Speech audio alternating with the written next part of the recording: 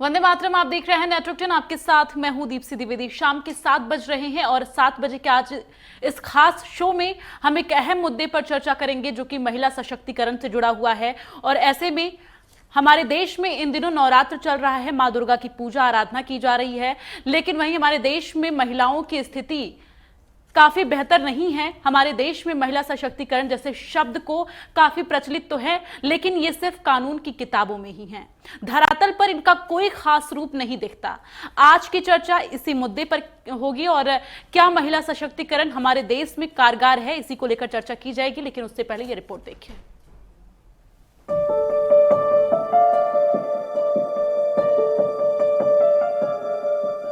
महिला सशक्तिकरण का अर्थ क्या है? खुद से जुड़े सभी निर्णय लेने की क्षमता। भारत में महिलाओं की स्थिति चिंतनीय। पुरुष प्रधान देश में महिलाओं की स्थिति बेहतर नहीं। लैंगिक असमानता और पुरुष प्रधान समाज है बड़ा कारण। संविधान में भी संशोधन की जरूरत। पुरुष और स्त्री किसी भी समाज के दो धुरी होते हैं। एक कहावत है, अगर पुरुष शिक्षित है तो सिर्फ पुरुष शिक्षित होता है, लेकिन अगर महिला शिक्षित होती है तो पूरा परिवार शिक्षित होता है। इसी को अगर दूसरी भाषा में कहें तो पुरुष शिक्षित है तो 50% आबादी शिक्षित है, और अगर महिला शिक्षित होती है तो पूरी आबादी शिक्षित होती है। महिला सशक्तिकरण को बेहद आसान शब्दों में परिभाषित किया जा सकता है, जिससे महिलाएं शक्तिशाली बनती हैं और वो अपने जीवन से जुड़े हर फैसले स्वयं ले सकती हैं और परिवार और समाज में अच्छे से रह सकती हैं। समाज में उनके वास्तविक अधिकार को प्राप्त करने के लिए उन्हें सक्षम बनाना महिला सशक्तिकरण है। भारत में महिला सशक्तिकरण की जरूरत क्यों है? महिला सशक्तिकरण की जरूरत इसलिए पड़ी क्योंकि प्राचीन समय से भारत में लैंगिक असमानता थी और पुरुष प्रधान समाज था। महिलाओं को उनके अपने परिवार और समाज द्वारा कई कारणों से दबाया गया तथा उनके साथ कई प्रकार की हिंसा हुई और परिवार और समाज में भेदभाव भी किया गया। ऐसा केवल भारत में ही नहीं बल्कि दूसरे देशों में भी दिखाई पड़ता है। महिलाओं के लिए प्राचीन काल से समाज में चले आ रहे गलत और पुराने चलन को नए रीति रिवाजों पर और परंपरा में ढाल दिया गया था। भारतीय समाज में महिलाओं को सम्मान देने के लिए माँ, बहन, पुत्री, पत्नी के रूप में महिला देवियों को पूजने की परंपरा है। लेकिन इसका ये कतई मतलब नहीं कि केवल महिलाओं को पूजने भर से देश के विकास की जरूरत पूरी हो जाएगी।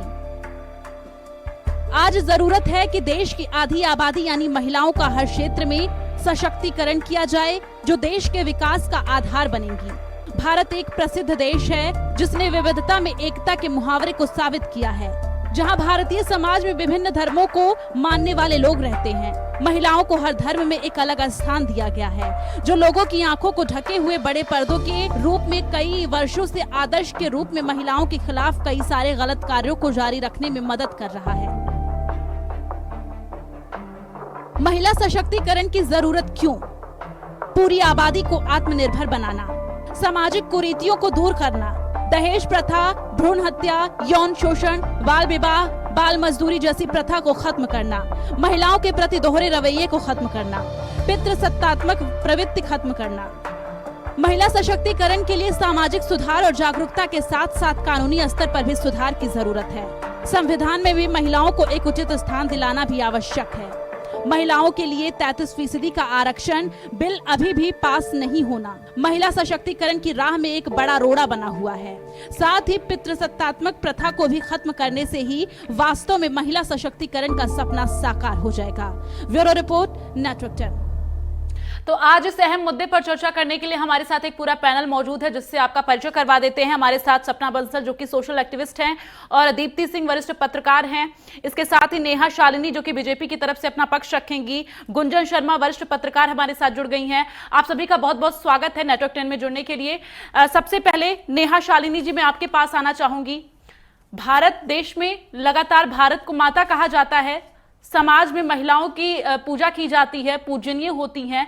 भारत माता हमेशा से कहा गया है। भारत पिता कभी नहीं कहा गया, लेकिन भारत में जो महिलाओं की स्थिति है वो किसी से छुपी नहीं है। ऐसे में आपको क्या लगता है कि भारत में महिलाओं की ये स्थिति क्यों बनी हुई है? क्योंकि अब तो राज्य में आपकी सरकार है, केंद्र में आपकी सरकार है, फिर भी महिलाओं की स्थिति जस की तस बनी हुई है। नेहा शालिनी जी।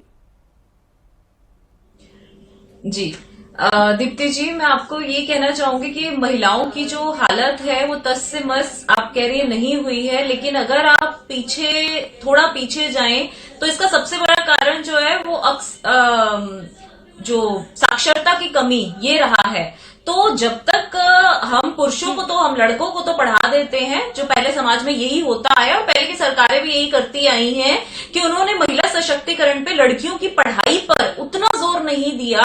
जब भाजपा आई तो उसने बेटी बचाओ बेटी पढ़ाओ, मतलब सबसे पहले भ्रूण हत्या को रोकने का जो काम है बेटी बचाओ, ये नारा इसीलिए दिया गया कि बेटियों को बचाना है फिर उन्हें पढ़ाना है। बचेंगी तभी तो पढ़ेंगी, जब बचेंगी नहीं तो पढ़ेंगी कहां से? तो पहले क्या होता था, बचती ही नहीं थी इसलिए पढ़ती ही नहीं थी, जो बच जाती थी उनको बस ऐसे ही कोई पढ़ाई नहीं करानी, कोई कुछ नहीं कराना, बेटों पे पैसे भी खर्चना। बेटों को अगर कोई ऐसा करता था कि बेटी को पढ़ाना भी चाहता था तो इतना बस करता था, 2री 5वीं तक पढ़ा दे बस बहुत है, और बेटों को कॉलेज भी डिग्री भी दिलवाना ताकि वो कमा के कल को परिवार को का भरण पोषण करेंगे। लेकिन धीरे धीरे जब से भाजपा सरकार आई उसने इस चीज को बहुत अहमियत देखी। आप देखिए आज बेटी बचाओ बेटी पढ़ाओ जो है वो गली गली कूचे कूचे में ये नारा है। मतलब आप किसी ट्रक के पीछे भी देख सकते हैं, आप बसों के पीछे भी, आप सब जगह देख सकते हैं। और इतने गरीब गरीब लोग, जैसे हमारे घर में जो ड्राइवर काम करते हैं उनकी 3 बेटियां हैं, उनको बेटा चाहिए था, कर लिया, चौथा बेटा ही हो गया, लेकिन बेटियों को पढ़ाया भी जा रहा है और वो लाडली भी है। तो ये सब जो है वो भाजपा सरकार के आने के बाद से हुआ। और बेटी बचाओ और बेटी पढ़ाओ का नारा जो प्रधानमंत्री मोदी जी ने दिया उससे हमने जन जन तक पहुंचाया, लोगों को समझाया कि बेटियां कितनी जरूरी हैं।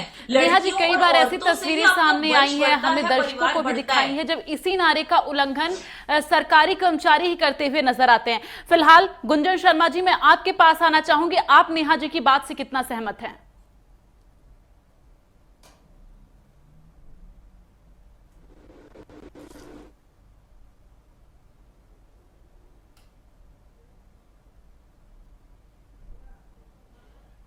गुंजन जी, आपको हमारी आवाज मिल पा रही है?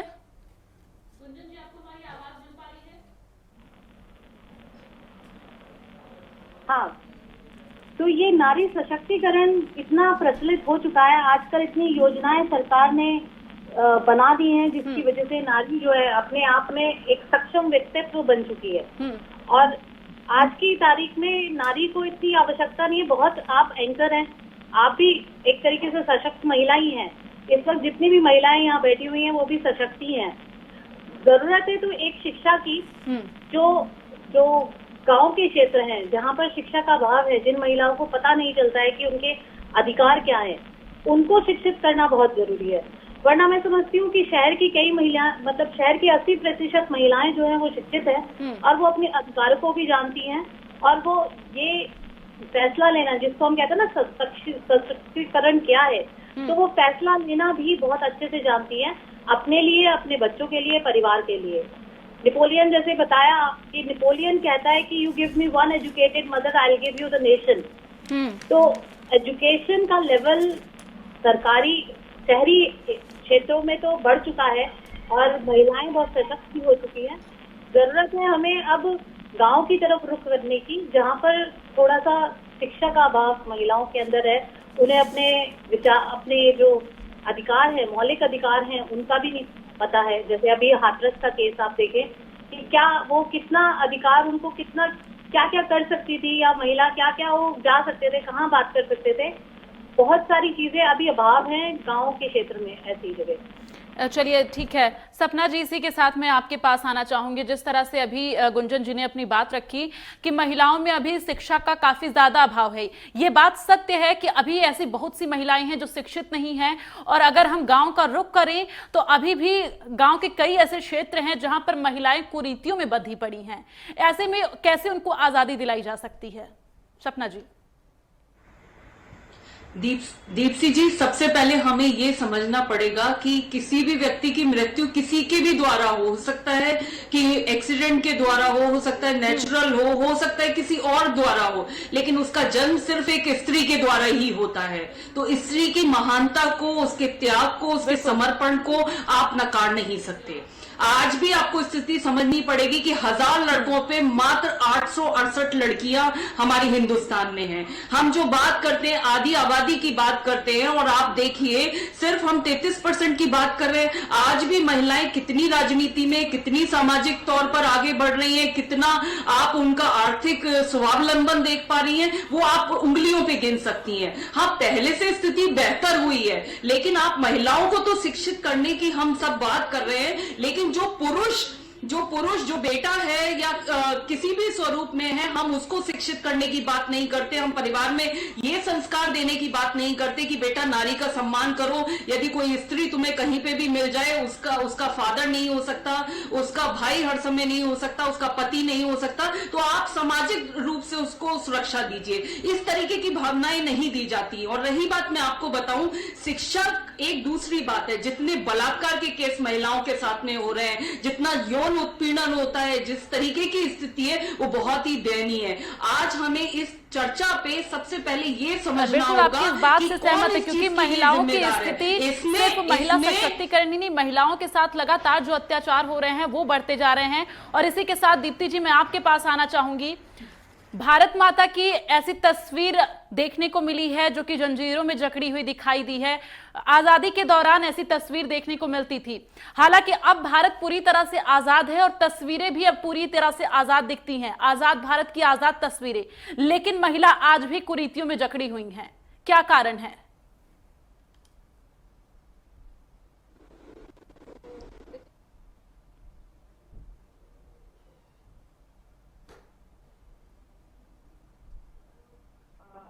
दीप्ति जी, आपको हमारी आवाज मिल पा रही है?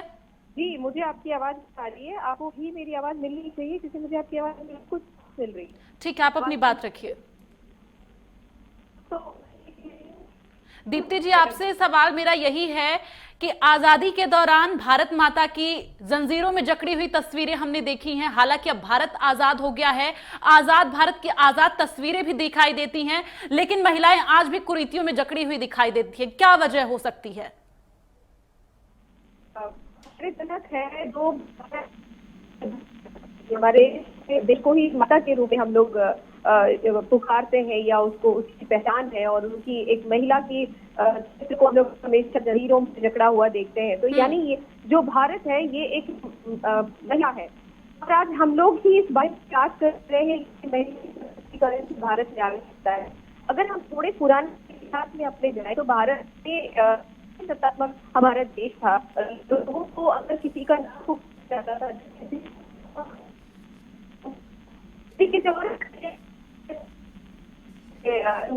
या बाकी और भी उनके जो बच्चे, तो इसके उस समय में भारत में और धीरे चलता गया। तो समझ नहीं कि कब इन्होंने बुद्धिमत्ता से काम लेना बंद करके शक्ति से काम लेना किया, भारत समाज बर्बर होता चला गया। आज सशक्तिकरण के लिए हाई कोर्ट, सुप्रीम कोर्ट के दीप्ति जी, आपकी आवाज हम तक सही तरीके से पहुंच नहीं पा रहा, तो इसके लिए मैं नेहा जी के पास आना चाहूंगी। नेहा शालिनी जी, मेरा सवाल आपसे यही है कि भारत में नारियों को दुर्गा स्वरूप में, काली स्वरूप में, तमाम स्वरूप में पूजा जाता है, नारी पूजनीय होती हैं, लेकिन आज के भी दौर में लगातार भेदभाव की जो तस्वीरें हम देखते चले आ रहे हैं, ऐसे में काफी ज्यादा महिलाएं प्रताड़ित होती हैं। सरकार लगातार इसके लिए जो है कदम उठाने की बात करती है और इसके साथ ही महिला सुरक्षा के दावे करती है, लेकिन जमीनी हकीकत उस तरह से दिखाई नहीं देते। नेहा जी। दीप्ति जी, सरकार जो कोशिश करती है जमीनी स्तर पर दिखाई भी दे रही है। आप पहले इसके मुकाबले देखिए तो आज गांव में, जैसे कि किसी पैनलिस्ट ने भी कहा कि गांव में शिक्षा का अभाव है, और मैंने पहले ही कहा कि साक्षरता की कमी इसका मुख्य कारण है कि महिलाओं को पहले साक्षर बनाया ही नहीं जाता था। ये सोचा जाता था बेटी को पढ़ा लिखा के करना कैसे, तो दूसरे घर जाना है। लेकिन आज ये जो सोच है वो बदल रही है। सरकारी शिक्षा जो है 12वीं तक, उच्चतम शिक्षा जो है वो फ्री ऑफ कॉस्ट पहले भी थी, आज भी है। लेकिन आज इसमें बदलाव ये आया है कि आप देखिए कितनी आईएएस ऑफिसर्स, कितनी नेवी में, आर्मी में और फील्ड में, आर्मी में फील्ड पे भी पहले महिलाएं जो थी वो फील्ड पे मतलब बैटल पे नहीं जाती थी, आज महिलाओं को बैटल पे भी भेजा जा रहा है। एयरफोर्स में एयर विंग कमांडर कभी महिलाएं नहीं होती थी, आज वहां भी हैं। और रही बात गांव से, तो गांव से उठकर कई और लेकिन एक बात देखिए ना नेहा जी, अगर कोई भी महिला आगे बढ़ी है, आप किसी भी महिला की बात करेंगे जो हमारे देश में काफी सक्सेसफुल रही हैं, अगर उनके इतिहास को जानने की आप कोशिश करेंगी तो बहुत ही संघर्षरत है, क्योंकि महिलाओं को जल्दी बाहर नहीं निकलने दिया जाता है। और अगर महिलाएं आगे बढ़ के निकल रही है तो काफी संघर्ष, काफी चुनौतीपूर्ण उनकी जिंदगी रही है। क्यों नहीं हम आम ऐसे अपनी जिंदगी जी सकते हैं, क्यों नहीं हम सरल भाव से आगे बढ़ सकते हैं?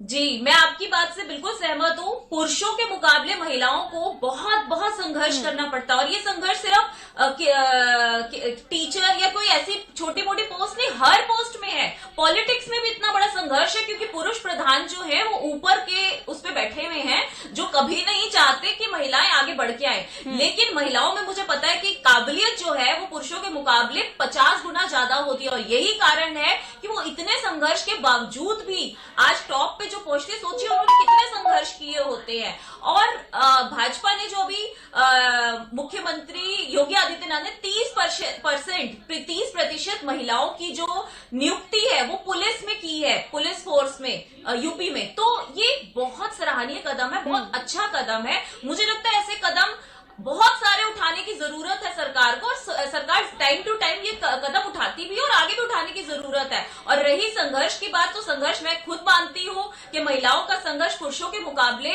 बहुत अधिक है, क्योंकि आज तक पुरुष प्रधान, लेकिन कई पुरुष ऐसे हैं जो महिलाओं को आज भी चाहते हैं, अच्छी तवज्जो देते हैं, चाहते हैं कि वो उभर के सामने आए। तो भाजपा इसका बहुत बड़ा उदाहरण है कि आज किसी भी पार्टी में, पॉलिटिक्स में ही देखिए उदाहरण के तौर पे, सबसे ज्यादा महिलाएं अगर किसी पार्टी में है तो वो भाजपा में ही है, और किसी पार्टी में इतनी ज्यादा महिलाएं नहीं है। और आम आदमी पार्टी देखी जाए तो उसमें महिलाएं नहीं है, जो एक दो थी वो भी छोड़ के कांग्रेस में चली गई हैं।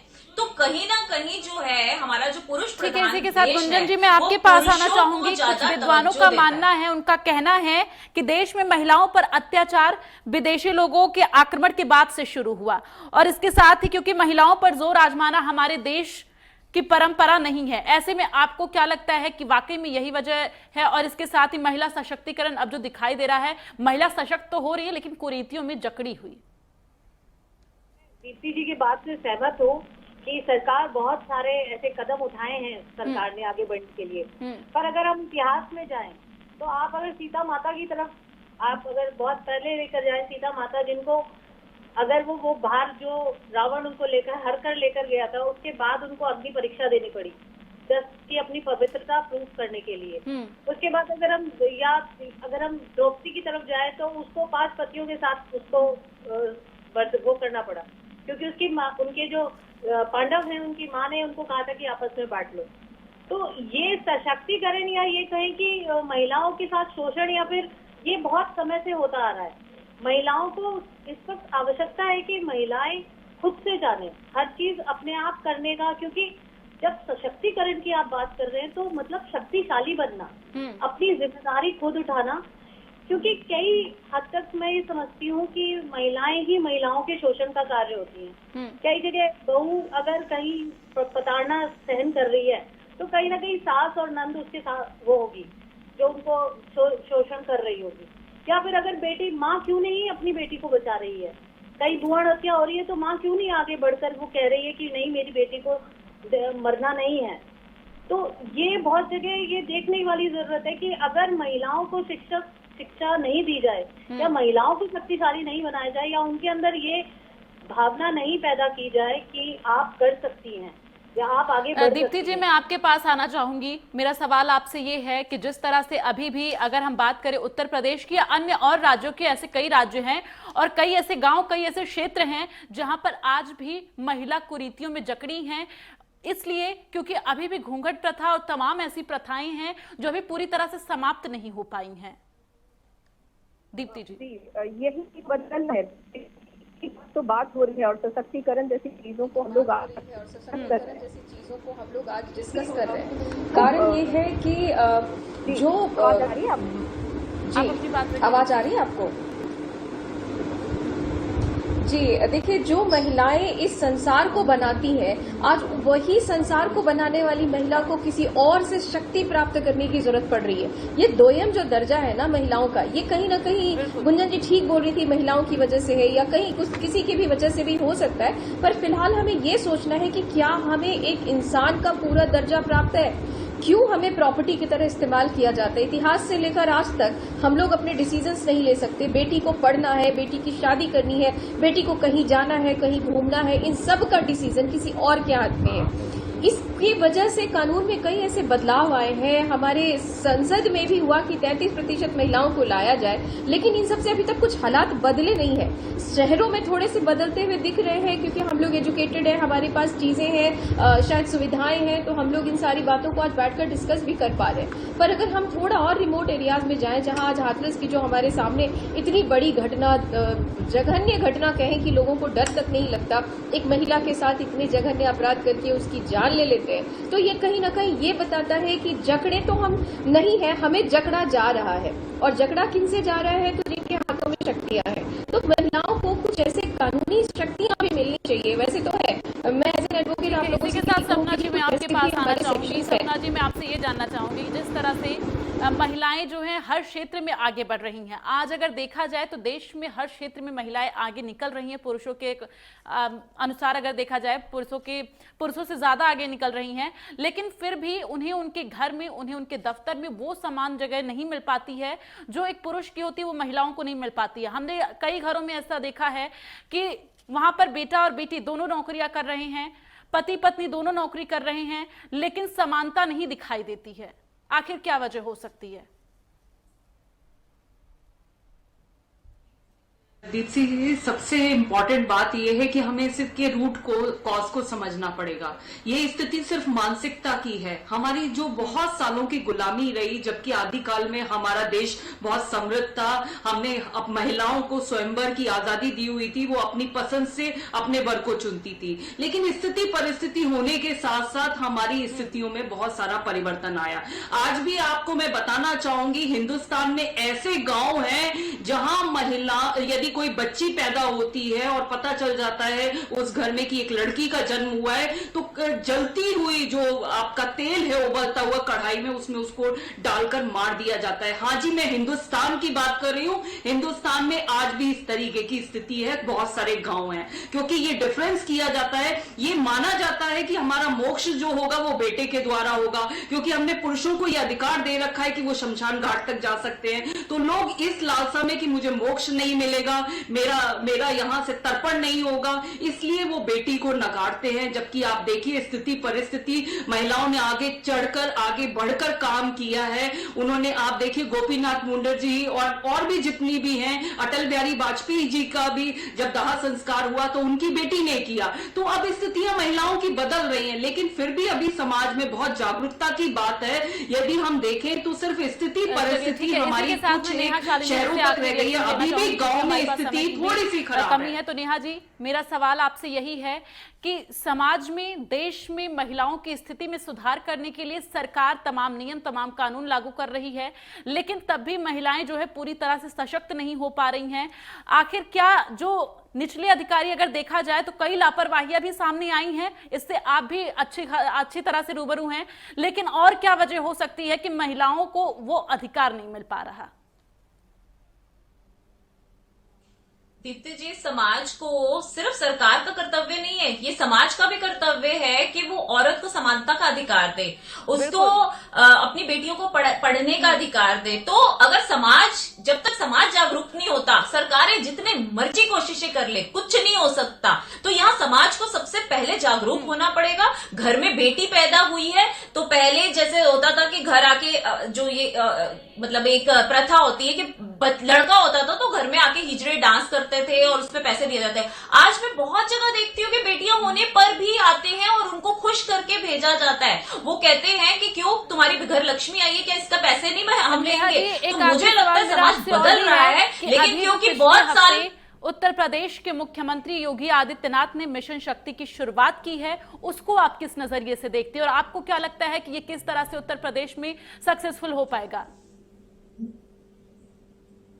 जी, मिशन शक्ति में मैंने जैसा आपको पहले भी अपनी बात में ये रखी बात कि औरतों की 30% जो भागीदारी है इसमें पुलिस कर्मचारियों में वो बढ़ाई गई है, तैनाती बढ़ाई गई है। तो ये एक बहुत अच्छा कदम है। क्या होता है कि आदमी लोग जब किसी लड़की का रेप या उसको कुछ ऐसा होता है तो पुरुष जाते हैं ना, तो ढंग से सवाल कर पाते हैं और जिस तरीके से वो सवाल करते हैं वो बहुत ही गंदी, मतलब एक अच्छी तरह से पूछते भी नहीं है। तो एक महिला होगी और एक लड़की होगी तो समझेगी लड़की का दर्द। कुछ बातें जो जिसका रेप हुआ होता है वो खुल के बात नहीं बता सकती पुरुष के सामने। तो पुलिस जब जाती है, ये सबसे बड़ी विडंबना है कि जो पीड़िता होती है वो अपनी बात रख भी नहीं पाती और ना कोई पुरुष समझ सकता है। तो यहाँ मैं मानूंगी कि महिलाओं की तैनाती से इससे बहुत फर्क पड़ेगा कि जो लड़की को अपनी बात है अपनी रखनी है कि उसके साथ क्या हादसा हुआ, क्या क्या उसने एक सहा उस वक्त जो उसके साथ हुआ, वो महिला से बेहतर कोई नहीं समझ सकता। और पुलिस की तैनाती में, पुलिस में जब महिलाएं ज्यादा आएंगी तो मुझे लगता है कि रेप केसेस काफी हद तक कम और कंट्रोल हो जाएंगे। रोकना चाहेंगे तो आज हमारे साथ चर्चा में सपना बंसल जो कि सोशल एक्टिविस्ट थी वो शामिल थी, दीप्ति सिंह और नेहा शालिनी जो कि बीजेपी की तरफ से अपना पक्ष रख रही थी, गुंजन शर्मा जी हमारे साथ जुड़ी हुई थी। आप सभी लोगों का बहुत बहुत धन्यवाद नेटवर्क 10 के साथ जुड़ने के लिए और अपने तमाम विचार साझा करने के लिए। तो महिला सशक्तिकरण को लेकर आज हमने जो चर्चा की है, सब मिला के यही है कि अभी भी महिलाओं को शिक्षित करने की जरूरत है। तमाम ऐसे क्षेत्र हैं, तमाम राज्य हैं जहां पर महिलाओं को अभी शिक्षित करने की जरूरत है और महिला को और भी सशक्त बनाने की जरूरत है। तो हमारे इस खास शो में बस इतना ही। आप देखते रहिए नेटवर्क 10। जय हिंद।